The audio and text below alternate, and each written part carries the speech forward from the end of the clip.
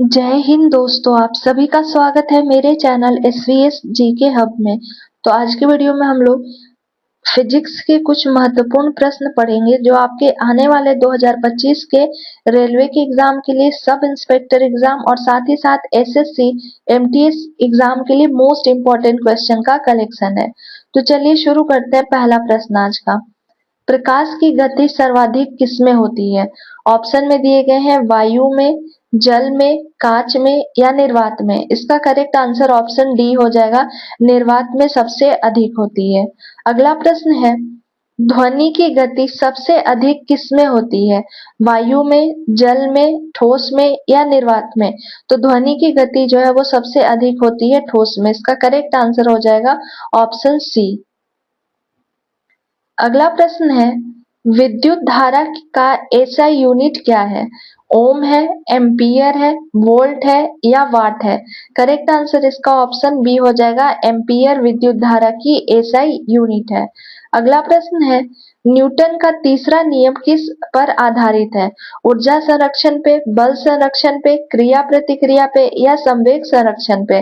इसका correct answer हो जाएगा ऑप्शन सी, क्रिया प्रतिक्रिया जो है वो न्यूटन का थर्ड लॉ कहलाता है। Every action has opposite and equal reaction, Newton के थर्ड लॉ में पढ़ा जाता है। तो करेक्ट आंसर ऑप्शन सी हो जाएगा इसका।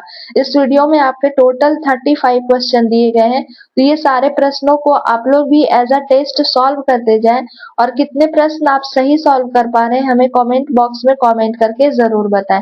अगर आप लोगों को इस वीडियो का पीडीएफ चाहिए तो हमारे टेलीग्राम आईडी जो इस चैनल के डिस्क्रिप्शन में मेंशन किया हुआ है उसे फॉलो कर सकते हैं, या फिर हमारे इंस्टा आईडी जो शोभा डे 2024 से है आप उसे फॉलो कर पिंग कर सकते हैं। जो भी आप लोगों को पीडीएफ चाहिए वो फ्री में अवेलेबल करा दी जाएगी, उसके कोई भी शुल्क नहीं लिए जाएंगे।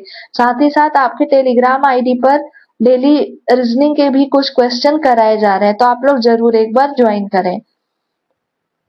अगला प्रश्न है, ओजोन परत किस प्रकार की किरणों को रोकती है? अवरक्त जिसे इंफ्रारेड बोला जाता है, अल्ट्रावायलेट, रेडियो तरंग या माइक्रोवेव? इसका करेक्ट आंसर हो जाएगा UV rays, option B correct हो जाएगा। नेक्स्ट क्वेश्चन है, एक हॉर्स पावर इक्वल टू कितना होता है? मोस्ट इंपॉर्टेंट क्वेश्चन है, ये कई बार एग्जाम में पूछे जा चुके हैं।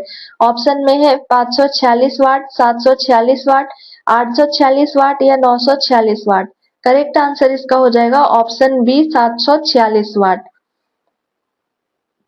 नेक्स्ट है, दर्पण का फोकस दूरी होती है वक्रता त्रिज्या के बराबर, वक्रता त्रिज्या का आधा, वक्रता त्रिज्या का दुगना या अनंत?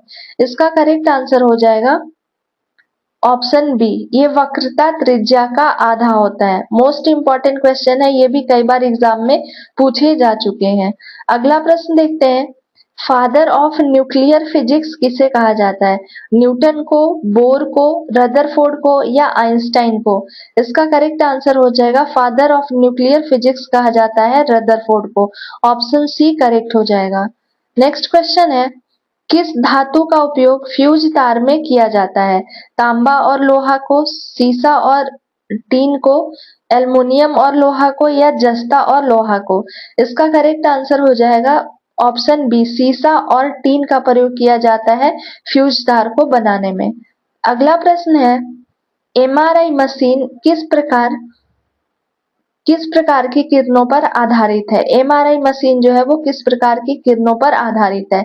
एक्सरे पर, गामा किरण पर, रेडियो तरंग पर या अवरक्त पर? इसका करेक्ट आंसर हो जाएगा ऑप्शन सी, रेडियो तरंग पर ये निर्धारित है। नेक्स्ट क्वेश्चन है, परमाणु बम किस सिद्धांत पर काम करता है? परमाणु संलयन पे, परमाणु विखंडन पर, रेडियोधर्मिता या उष्मा ऊर्जा? इसका करेक्ट आंसर हो जाएगा ऑप्शन बी, परमाणु विखंडन पर काम करता है। अगला प्रश्न है, न्यूटन का तीसरा नियम किसे दर्शाता है? बल इक्वल टू द्रव्यमान इंटू त्वरण, प्रत्येक क्रिया के बराबर और विपरीत प्रतिक्रिया होती है, जड़त्व का नियम या ऊर्जा संरक्षण? अभी जस्ट हम लोग पढ़े थे कि क्रिया प्रतिक्रिया पे आधारित है, पर इसे थोड़ा सा ट्विस्ट करके दे दिया है, तो इसका करेक्ट आंसर ऑप्शन बी हो जाएगा, प्रत्येक क्रिया के बराबर और विपरीत प्रतिक्रिया होती है। अगला प्रश्न है, भूकंप का मापन किसके द्वारा किया जाता है? बैरोमीटर के द्वारा, सिस्मोग्राफ के द्वारा, हाइड्रोमीटर के द्वारा या पायरोमीटर के द्वारा? करेक्ट आंसर इसका हो जाएगा ऑप्शन बी, सिस्मोग्राफ के द्वारा किया जाता है। अगला प्रश्न है, तापमान नापने का ऐसा यूनिट क्या है? सेल्सियस, केल्विन, फ़ारेनहाइट या जूल? तो आप ये तीनों ऑप्शन को देखकर लग रहा होगा कि सेल्सियस भी है, केल्विन भी है, फ़ारेनहाइट है। ये तीनों को टेम्परेचर मापने में प्रयोग किया जाता है। बट क्वेश्चन में ऐसा यूनिट जब पूछेगा तो इसका करेक्ट आंसर केल्विन हो जाएगा। बाकी ये सेल्सियस और फ़ारेनहाइट भी मापने की ही इकाई है, बट जब ऐसा ही मात्रक पूछा जाएगा तो उसका करेक्ट आंसर हो जाएगा केल्विन। अगला प्रश्न है, बिजली का बल्ब किसके द्वारा खोजा गया? न्यूटन के द्वारा, एडिसन के द्वारा, फैराडे के द्वारा या मैक्सवेल के द्वारा? करेक्ट आंसर इसका हो जाएगा ऑप्शन बी, एडिसन के द्वारा खोजा गया था। अगला प्रश्न है, मनुष्य की आंख का कौन सा भाग कैमरे के लेंस की भांति कार्य करता है? पुतली, रेटिना, आइरिस या कॉर्निया? करेक्ट आंसर इसका हो जाएगा कैमरे के लेंस की भांति पुतली कार्य करता है। ऑप्शन ए करेक्ट हो जाएगा। अगला प्रश्न देखते हैं, धातु चमकदार क्यों होती है? यानी जो धातु होते हैं उसमें शाइनिंग होता है, वो किसके कारण होता है? अपवर्तन के कारण, मुक्त इलेक्ट्रॉन के कारण, नाभिकीय संरचना के कारण या क्रिस्टल संरचना के कारण?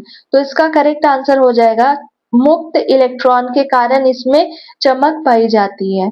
अगला प्रश्न है, विद्युत धारा का ऐसा यूनिट क्या है? करेक्ट आंसर हो जाएगा ऑप्शन सी, एम्पियर। नेक्स्ट है, पृथ्वी पर सबसे अधिक गुरुत्व बल कहाँ कार्य करता है?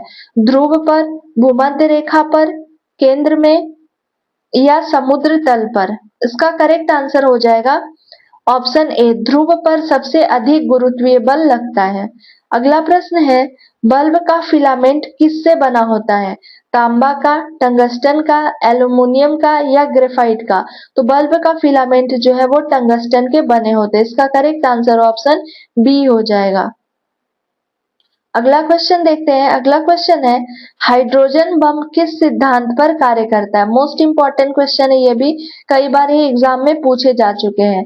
ऑप्शन में दिए गए नाभिकीय विखंडन, नाभिकीय संलयन, रेडियोधर्मिता या विद्युत अपघटन? तो हाइड्रोजन बम जो है वो काम करता है नाभिकीय संलयन पर। इसका करेक्ट आंसर हो जाएगा ऑप्शन बी, नाभिकीय संलयन। नेक्स्ट क्वेश्चन देखते हैं, पंखे के चलने पर हमें ठंडक क्यों महसूस होती है? तापमान घट जाता है, हवा नमी सोख लेती है, वाष्पीकरण की दर बढ़ जाती है या हवा शरीर पर जम जाती है? इसका करेक्ट आंसर हो जाएगा ऑप्शन सी, वाष्पीकरण की दर जो है वो बढ़ जाती है, इस कारण से हमें ठंड महसूस होती है। नेक्स्ट क्वेश्चन है। अगला क्वेश्चन देखने से पहले अगर आप लोगों को वीडियो पसंद आए तो प्लीज एक लाइक, शेयर एंड सब्सक्राइब जरूर करें ताकि आने वाले वीडियो का नोटिफिकेशन आपके नंबर पर आ सके। अभी जितने भी क्वेश्चन का सीरीज कराया जा रहा है वो सारे के सारे मोस्ट इंपॉर्टेंट क्वेश्चन कराए जा रहे हैं, वो फिजिक्स हो, केमिस्ट्री, फिजिक्स का ये वीडियो है, इससे पहले ज्योग्राफी के, हिस्ट्री के और बायोलॉजी के आपके 50-50 क्वेश्चन करा दिए गए हैं। तो अगर आप मेरे चैनल पे नए हैं तो प्रीवियस वीडियो को जाकर भी एक बार जरूर देखें, क्योंकि आने वाले एसएससी जीडी एग्जाम के लिए मोस्ट इंपॉर्टेंट क्वेश्चन हो सकते हैं। सारे के सारे प्रीवियस ईयर क्वेश्चन का ही कलेक्शन है। अगला प्रश्न देखते हैं, दर्पण में अक्षर उल्टे क्यों दिखते हैं? अपवर्तन के कारण, परावर्तन के कारण, व्यक्तीकरण के कारण या विवर्तन के कारण? जब भी मिरर में लेटर को हम लोग रखते हैं तो वो सीधे उल्टा दिखता है, तो वो किसके कारण से दिखाई देता है? करेक्ट आंसर इसका हो जाएगा ऑप्शन बी, परावर्तन के कारण ये उल्टे दिखते हैं। नेक्स्ट क्वेश्चन देखते हैं, ध्वनि तरंग किस प्रकार की तरंग है? अनुदैर्ध्य तरंग, अनुप्रस्थ तरंग, विद्युत चुंबकीय तरंग या यांत्रिक एवं अनुप्रस्थ दोनों?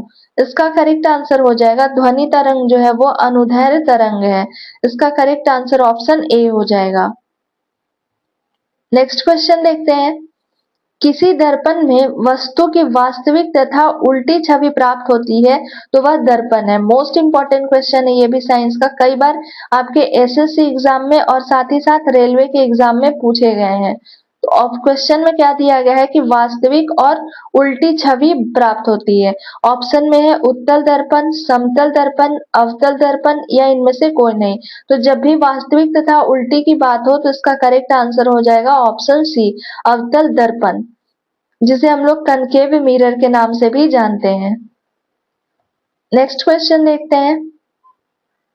मनुष्य की आंख में किसके कारण दृष्टि दोष, जिसे मायोपिया बोला जाता है, ठीक है। दो टाइप के दृष्टि दोष होता है, एक मायोपिया और एक होता है हाइपर मायोपिया, निकट दृष्टि दोष और जिसे दूर दृष्टि दोष बोला जाता है। क्वेश्चन ऐसे भी पूछे गए हैं कई बार कि निकट दृष्टि दोष को किस और नाम से जाना जाता है, तो उसे याद रखिएगा, उसे मायोपिया बोला जाता है। वही अगर दूर दृष्टि दोष रहेगा तो दूर दृष्टि दोष को हाइपर मायोपिया के नाम से जाना जाता है, क्योंकि ये दोनों क्वेश्चन जो है वो कई बार एग्जाम में पूछे जा चुके हैं कि इन दोनों का अन्य नाम क्या है। तो प्रश्न में यहाँ पूछ रहा है कि मायोपिया होने का कारण क्या है। ऑप्शन में दिए गए हैं आंख का छोटा होना, लेंस का पतला होना, लेंस का अधिक मोटा होना या रेटिना का स्थान बदलना। तो इसका करेक्ट आंसर हो जाएगा ऑप्शन सी, लेंस का अधिक मोटा होने के कारण से निकट दृष्टि दोष होता है। अगला क्वेश्चन देखते हैं। प्रकाश की गति अधिकतम किस माध्यम में होती है? जल में, कांच में, वायु में या निर्वात में? इसका करेक्ट आंसर हो जाएगा निर्वात में सबसे अधिक होती है। प्रकाश की गति पूछ रहा है किसमें सबसे अधिक होती है, करेक्ट आंसर ऑप्शन डी हो जाएगा, निर्वात। तो ये आज के कुछ आपके फिजिक्स के मोस्ट इंपॉर्टेंट क्वेश्चन का कलेक्शन था। आई होप आपको वीडियो पसंद आया होगा। अगर वीडियो पसंद आया तो please like, share and subscribe जरूर करें। मिलते हैं जल्द नेक्स्ट वीडियो के साथ। Thank you for watching my video.